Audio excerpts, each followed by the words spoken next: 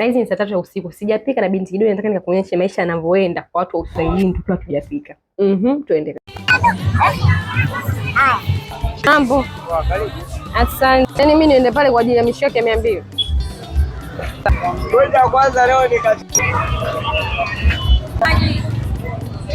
Kuonja ni lazima kwa sababu why not? Asije kabisa.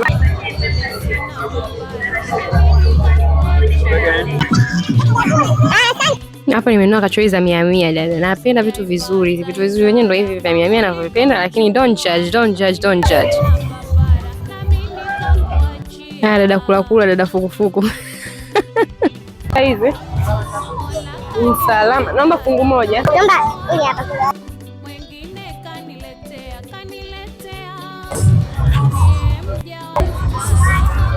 Fungu moja la buku linatosha bana. Na kwa mtoto. Sasa hizi. Tikiti 200. Sasa ni kimoja kabisa. Zako Zanida. Hapa ukiwa na kitambulisho chako hiko.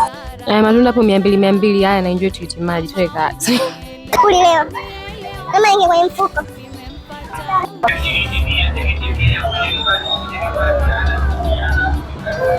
Unaweza ukajiuliza ile maharage nimenunua nini? Nimenunua mwanangu nje usiku naunga pale nitakula ugali na maharage. Just in case. Bye loves, ndo tumemaliza.